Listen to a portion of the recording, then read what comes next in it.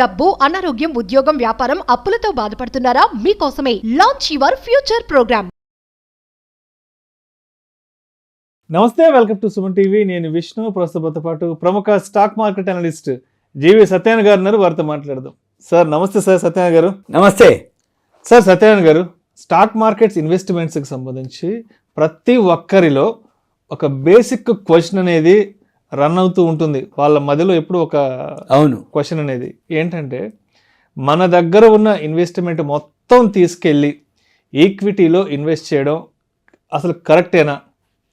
And ఈక్విటీలో invest చేసే ముందు అసలు పోర్ట్ఫోలియో డైవర్సిఫికేషన్ ఏ విధంగా ఉండాలి, ఎలా డిజైన్ చేసుకోవాలి, అండ్ రిస్క్ రివార్డు స్టాక్ మార్కెట్లో ఎలా ఉంటుంది ఏంటనే ఈ బేసిక్ క్వశ్చన్స్ అంతా కూడా ప్రతి ఒక్కరిలో ఉంటుంది, ప్రతి ఒక్కరి మధ్యలో రన్ అవుతూ ఉంటుంది. కాబట్టి అసలు మన దగ్గర ఉన్న డబ్బును తీసుకెళ్ళి స్టాక్ మార్కెట్లో ఇన్వెస్ట్ చేయాలి అనుకున్నప్పుడు తప్పనిసరిగా ఎటువంటి అంశాలను మనం పరిగణలోకి తీసుకోవాలి అంటారు? ఎటువంటి విషయాల పట్ల మనం కొంత పరిశోధన చేసుకోవాలి అంటారు అసలు? ఓకే, ఇది మంచి విషయం. ఎందుకంటే చాలామందికి వాళ్ళ బ్యాంక్ బ్యాలెన్స్ ఉండగానే మొత్తం ఈక్విటీలోకి వెళ్ళిపోతారు. ఏదైనా జరగగానే ఇక ఏమవుతుందండి, ఎగ్జాంపుల్ ఇప్పుడు కరోనాని మార్కెట్లో ఒక్కసారే కుప్పగూలిపోతాయి. అట్లా ఒక కరోనా కాదు, లేటెస్ట్ కంటే కరోనా 1992 హర్షద్ మెహతా స్కామ్ జరిగింది, 1996లో బూమ్ జరిగింది, 2001లో కేతన్ పరేఖ్ స్కామ్ జరిగింది, 2008లో రియల్ ఎస్టేట్ బూమ్ వచ్చింది. ఇట్లా ఏదైతే జరుగుతుందో అప్పుడు మార్కెట్ కొలాప్స్ అయిపోద్ది. ఇప్పుడు మార్కెట్ కొలాప్స్ అయిపోతే ఆ టైంలో ఏవైతే ఉండో ఒక్కసారికి ఆయనకున్న ప్లాన్లు, ఆయనకున్న అంటే ఎస్టిమేషన్లు, ఫండ్స్ అన్నీ ఒక్కసారి బ్లాక్ అయిపోవటం, అమ్మలేకపోవటం, అస్తవ్యస్తం అయిపోవటం అవన్నీ జరిగినాయి కూడా మన ఎక్స్పీరియన్స్లో. అయితే కొత్త జనరేషన్కి అవన్నీ అంత ఎక్స్పీరియన్స్ ఉండదు కాబట్టి వాళ్ళకి ఇది ఎంతవరకు ఉపయోగం అనేది వాళ్ళు ఇక చెప్తాము.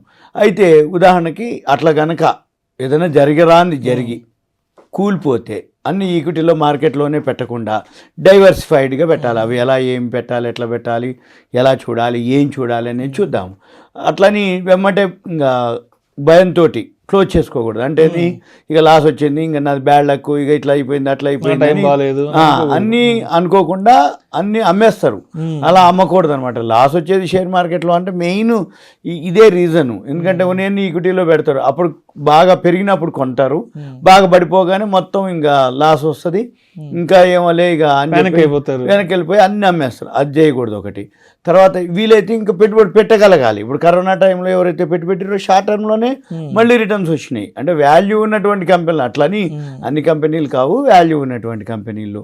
అయితే బాగా పడిపోయినప్పుడు అమ్మకూడదు. అంటే ఇప్పుడు మార్కెట్ బాగా డౌన్ అయిపోయింది, అప్పుడు మనం అమ్మకూడదు అన్నట్టు. వీలైతే ఇంకా కొనుక్కునేటట్టు ఉండాలి, లేకపోతే ఊకోవాలి. డిస్కౌంట్లో ఉంటాయి కాబట్టి వీలైతే కొనుక్కోవాలి, లేకపోతే మీ దగ్గర ఫండ్స్ లేకపోతే సైలెంట్గా ఉండాలి. మంది పెరిగినప్పుడు ఊకోవాలి, అంతే తప్ప ఇక దాంతోపాటు రిస్క్ రిటర్న్స్. ఇప్పుడు ఒకవేళ ఏదన్నా రిస్క్ తీసుకున్నా రిటర్న్స్ ఎంత వస్తుందో కూడా మనం క్యాల్కులేట్ చేసుకోవాలి. తర్వాత టైం కేటాయింపు. అంటే ఒకవేళ మనం కనుక ఈక్విటీలో పెడితే ఎంత టైం మనం కేటాయించగలం, 3 నెలల 6 నెలల. దీంట్లో 3 రకాలు ఉంటాయి: short term, medium term, long term. Short term అంటే 3 నెలలు, మీడియం టర్మ్ అయితే ఒక 6 నెలలు, లాంగ్ టర్మ్ అంటే 1 ఇయర్ ఎబో. మనం ఎటువంటి ఇన్వెస్టర్లు కూడా చూసుకోవాలి. దీంతో పాటు మనము ఎక్కువ శాతం ఎప్పుడైనా కానీ ఇన్కమ్ గెయిన్ చేయాలంటే రియల్ ఎస్టేటు, షేర్ మార్కెటే. కానీ రియల్ ఎస్టేటు దీర్ఘకాలంగా ఓకే, కానీ అది ఎక్కువ పెట్టుబడి కావాలి.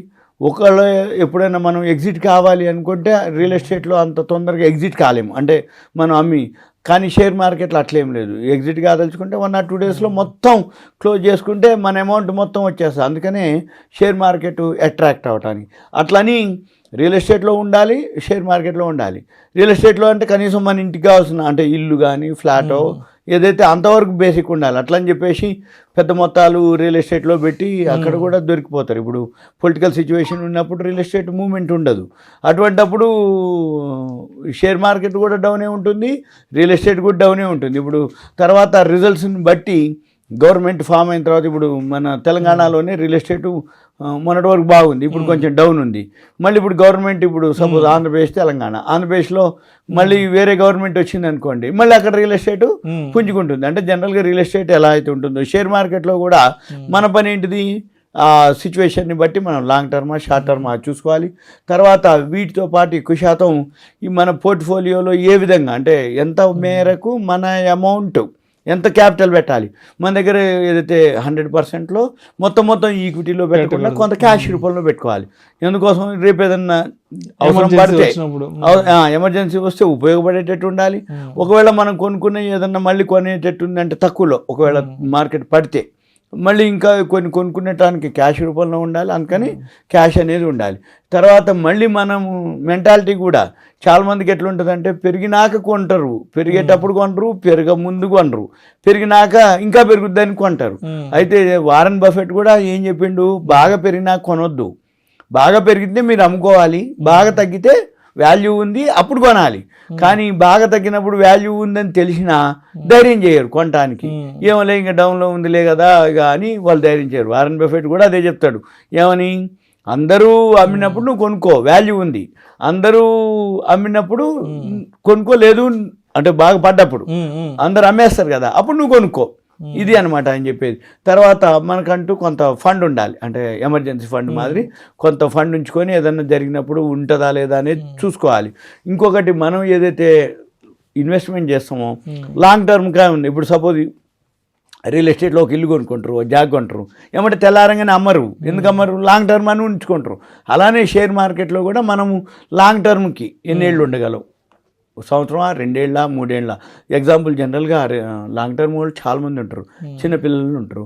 చిన్నపిల్లల పేరుతోటి ఇప్పుడు గోల్డ్ స్కీమ్స్ అని, జాగలని, అవి సేవింగ్స్ కింద మ్యూచువల్ ఫండ్స్ అనో ఎస్ఐపిలో ఇన్సూరెన్స్లో కడతారు. అలానే షేర్లు కూడా లాంగ్ టర్మ్కి ఏవైతే వాల్యూ ఉన్నటువంటివి చూసుకొని మన పిల్లలకి ఉపయోగించే వాళ్ళు చాలామంది ఉంటారు. ఏమని, డిమాట్ అకౌంట్లు పిల్లల పేరుతో ఉండి గార్డెన్ పెట్టుకుంటూ ఎస్ఐపి మాదిరి కొన్ని షేర్లని వాళ్ళ పేరుతోటి ఇన్వెస్ట్ చేస్తూ పోతూ ఉంటారు.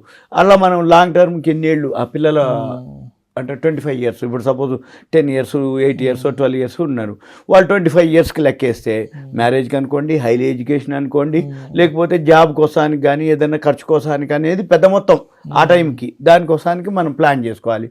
రెండోది, ఇప్పుడు కరోనా లాంటిది వచ్చినప్పుడు తట్టుకోగలిగేటటువంటి కూడా కొంత ఉండాలి. జనరల్గా ఎప్పుడైనా కానీ ఎక్కువ శాతం లోన్ల మీద ఎక్కువ చేస్తుంటారు, అట్లాంటివి చేయకూడదు. లోన్లు అంటే ఇక దొరుకుతుంది కదా అని ఆ కార్డు ఈ కార్డు పెట్టి క్రెడిట్ కార్డులు పెట్టి బయట నుంచి వడ్డీలకు తేవటం, ఫ్రెండ్స్ కూడా అప్పులు తేవటం తెస్తారు. అప్పుడు ఏమైందంటే పెరిగినప్పుడు బాగానే ఉంటుంది, ఇంట్రెస్ట్ పే చేస్తారు, అన్ని బాగానే. మార్కెట్ ఫాల్ అయినప్పుడు కానీ వీళ్ళు లాస్లోకి వెళ్ళిపోయినప్పుడు అప్పటిదాకా వాళ్ళు ఊకొని కూడా అప్పుడు ప్రెషర్ చేస్తారు. అప్పటిదాకా మేల్కొని ఉంటారు, ఇక నాకు పైసలు అవసరం ఉన్నాయి, నాకు పైసలు ఇవ్వండి అంటారు. అప్పటిదాకా కొన్నాళ్ళు వెయిట్ చేయంటే లేదు భయ్, అది భయ్, ఇది భయ్ అంటుంటారు. అయితే మళ్ళీ వీటితో పాటు మనం ఏదైతే ఉందో కొంచెం ధైర్యం కూడా ఉండాలి. ఎందుకంటే కాన్ఫిడెన్స్ ఉండాలి, ధైర్యం ఉండాలి. ఎప్పుడైనా కానీ ఈ ఎక్స్ట్రా పెట్టుబడి అంటే మార్కెట్ బాగా డౌన్ అయినప్పుడు నువ్వు ఎక్స్ట్రా క్యాపిటల్ పెట్టాలి అంటే కొంచెం ధైర్యం ఉండాలి, సాహసం చేయాలంటాడు. అంటే ఏంది, వాల్యూ ఉంది, వెయిట్ చేయాలి. మరి నువ్వు ఇప్పుడు పెట్టుబడి పెడుతున్నావు, ఎప్పుడు పెరుగుద్దో, ఎన్నాళ్ళకి పెరుగుద్దో అనే దానికి కొంత సాహసం చేయాలి నువ్వు పెట్టుబడి పెట్టేటప్పుడు. దీంతోపాటు నీకు ధైర్యం కూడా, మనోధైర్యం ఉండాలి అని చెప్పేసి అనటం జరుగుతుంది. ఇంకోటి, ఎన్ని చెప్పినా 100% ఈక్విటీలో పెట్టొద్దు, కొన్ని డెట్లో పెట్టుకోండి, కొన్ని మ్యూచువల్ ఫండ్స్లో పెట్టండి, కొన్ని వేరే విధంగా అంటే ఆల్టర్నేటివ్ ఇన్వెస్ట్మెంట్స్లో పెట్టుకుంటే ఒక దాంట్లో వచ్చినా ఒక దాంట్లో రాకపోయినా ఓవరాల్గా మంచిగా ఉంటుంది అనేది ఉంటుంది. వీటితో పాటు అంటే కొంత డెట్ ఉంటుంది, అంటే గవర్నమెంట్ వాటిల్లో పెడతారు, డెట్ ఈక్విటీ అంటారు. వాటిల్లో కొంత, ఈక్విటీలో కొంత క్యాష్ రూపంలో కొంత గోల్డ్, కొంత రియల్ ఎస్టేట్, ఇట్లా స్ప్లిట్ చేయాలన్నమాట. మనకున్న ఎసెట్స్ని టోటల్ షేర్ మార్కెటే కాకుండా total gold, total real estate, total అలా కాకుండా కొన్ని వేరువేరుగా మనం కనుక డైవర్సిఫై చేస్తే అది ఒకటి. రెండోది, ఈ డెట్ వచ్చేటప్పటికి పెద్ద రిస్క్ ఉండదు, అంటే రిటర్న్స్ కూడా ఉండవు. రిస్క్ ఎప్పుడైతే లేదో రిటర్న్స్ కూడా ఉండవు. రిస్క్లో 4 రకాలు ఉంటుంది, నో రిస్క్ నో రిటర్న్స్, లో రిస్క్ లో returns, medium risk medium returns, high risk high returns. అయితే ఈ డెట్లోకి వచ్చేటప్పటికి రిస్క్ ఉండదు, రిటర్న్స్ కూడా మామూలుగా ఉంటుంది. కానీ షేర్ మార్కెట్లో ఈక్విటీలో మాత్రం రిస్క్ ఎక్కువ ఉంటుంది, రిటర్న్స్ కూడా హై రిటర్న్స్ ఉంటాయి, రెండు ఉంటాయి. కాబట్టి ఇక ఆ ఏజ్ని బట్టి కూడా, ఇప్పుడు సీనియర్ సిటిజన్లు రిస్క్ తీసుకోకూడదు. ఎందుకోసం అంటే సాలిడ్గా ఒక రూపాయిన్నర అంటే 18% CAGR 15% CAGR వచ్చేయి సాలిడ్గా చూసుకుంటే చాలు. అంతే తప్ప 25-30 ఇయర్స్ ఉంటుంది అనుకో వాళ్ళు రిస్క్ తీసుకోవచ్చు. ఎందుకంటే ఏజ్ ఉంది, ఒక ఎక్స్పీరియన్స్ ఉంటుంది. ఒకవేళ ఏదైనా చేయగలిగినా వాళ్ళు రైట్ అంతే తప్ప టైం ఉంటుంది కదా సంపాదించుకోవడానికి. అందుకని సీనియర్ సిటిజన్లు మాత్రం అటువంటి రిస్క్ తీసుకోవాలి. మనం అటువంటివి చేయాలి. మళ్ళీ రెండోది మన పోర్ట్ఫోలియోలో ఏవైతే ఉన్నాయో అంటే ఆ వాల్యూ ఉన్నటువంటివి మనం ఎలా ఉన్నాయి, ఎన్నేళ్ళకి మనం ఇన్వెస్ట్ చేద్దాం, 30-40 ఏళ్ళ, 50 ఏళ్ళ, 70 అంటే ఆ ఏజ్ ఫ్యాక్టర్ని బట్టి. ఇప్పుడు చిన్న ఏజ్లో కనుక అయితే ఓకే కొంచెం రిస్క్ తీసుకోవచ్చు. ఆ ఏజ్ని బట్టి మనము కొంత గోల్డ్లో కొంత రియల్ ఎస్టేట్లో ఇన్వెస్ట్ చేయొచ్చు. ఇవన్నీ కూడా చెప్పడానికి బాగానే ఉంటాయి, అన్నీ బాగానే ఉంటాయి, ఎక్స్పీరియన్స్ ఉంటుంది.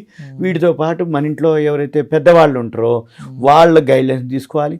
మళ్ళీ వీటితో పాటు పిల్లల ఎడ్యుకేషన్ కోసం, పిల్లల మ్యారేజెస్ కోసం మనం ప్లానింగ్ చేసుకోవాలి. చేసుకుంటూ లాంగ్ టర్మ్ ఇన్వెస్ట్మెంట్ ఏదైతే సేవింగ్స్ మాదిరి చేసే బదులు షేర్ మార్కెట్ మాత్రం ఓకే. ఎందుకంటే మనం చూస్తూ ఉండగానే ఏండ్లేండ్లు తర్వాత రాబోయే రోజుల్లో ఎంత విలువలు పెరుగుతాయి. ఇంకా మెయిన్ వీటన్నిటికంటే కూడా షేర్ మార్కెట్లో జనరల్గా జరిగేది ఏమీ లేదు. మనం అంటే షేర్ మార్కెట్ అట్రాక్ట్ కావడానికి, షేర్ మార్కెట్లో లాభాలు రావడానికి మెయిన్ SEZలు ఉంటాయి, స్పెషల్ ఎకనామిక్ జోన్. ఈ స్పెషల్ ఎకనామిక్ జోన్ ఏంటంటే ఇప్పుడు టాటానో, రిలయన్సో, ఆదానియో ఒక ఇండస్ట్రీ పెట్టాలి అనగానే ఎగ్జాంపుల్ మోడీ గారే ఉన్నారు. అంతకుముందు గుజరాత్కి చీఫ్ మినిస్టర్గా ఉండేది. ప్రతి సంవత్సరం ఒక క్యాంపెయిన్ పెడతారు. పెట్టేసి అందరూ ఎవరైతే ఇండస్ట్రియల్ అందరిని పిలిచి గెట్ టుగెదర్ పెట్టి మీరు మా స్టేట్లో ఇండస్ట్రీస్ పెట్టండి, మీకు రాయితీలు ఇస్తాం, ల్యాండ్ ఇస్తాం, వాటర్ ఇస్తాం, పవర్ ఇస్తాం, లోన్ ఇస్తాం, మీకు ట్యాక్స్ బెనిఫిట్స్ ఇస్తాం. మీ పని ఏంది, ఆ ఇండస్ట్రీ మా స్టేట్లో పెట్టండి, మా స్టేట్ వాళ్ళకి ఎంప్లాయ్మెంట్ ఇవ్వండి, అంతే. అంటే దానివల్ల ఏమవుతుంది, మనలాంటి వాడు ఒక ఇండస్ట్రీ పెట్టాలంటే కాని పని. కానీ SEZలు ఆదాని అనుకోండి, రిలయన్స్ అనుకోండి, టాటాలు అనుకోండి, బిర్లాలు అనుకోండి, గోయంకాలు అనుకోండి, సుందరం అనుకోండి, ఎవరైతే పెద్ద పెద్ద ఈ బిజినెస్ కార్పొరేట్ వాళ్ళు ఎవరైతే ఉన్నారో వాళ్ళకి FII లాంటి వాళ్ళు ఇప్పుడు చాలా అడ్వాన్స్ అయింది. ఒకప్పుడు మన ఇండియా కంపెనీలే ఉండేది, ఇప్పుడు అట్లా లేవు. ఫారెన్ కంపెనీలు కూడా ఇప్పుడు ఎలన్ మాస్క్ వచ్చి మన ఇండియాలో పెట్టుబడి పెడతా అంటుండు. అంటే ఏంటిది, మన దేశంలో ఇండస్ట్రీస్ ఏవైతే వస్తాయో అప్పుడు ఏమవుతుంది, షేర్ మార్కెటే రిలేటెడ్, టోటల్ షేర్ మార్కెటే. అంటే ఎలన్ మాస్క్ వచ్చి ఇక్కడ మన ఇండియాలో పెట్టుబడులు పెట్టి ఇండస్ట్రీస్ డెవలప్ చేస్తే ఆ కంపెనీల్లో నువ్వు పెట్టుబడి పెట్టినావు అనుకో, ఒక 5-10 ఏళ్ళకి ఆటోమేటిక్గా గ్రోత్ ఉంటుంది. మన వల్ల కాదు. మనం ఏదైతే ఒక కంపెనీ మంచిది కనుక సెలెక్ట్ చేసుకుంటే మనం సంపాదించిన దాంతో పాటుగా ఆ షేర్లు కూడా అంతకంటే ఎక్కువ సంపాదిస్తాయి.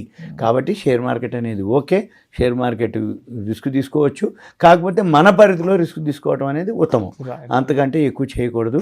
అయితే ఎప్పుడైతే ఏదైనా జరిగినప్పుడు మాత్రం ధైర్యంగా ఉండాలి.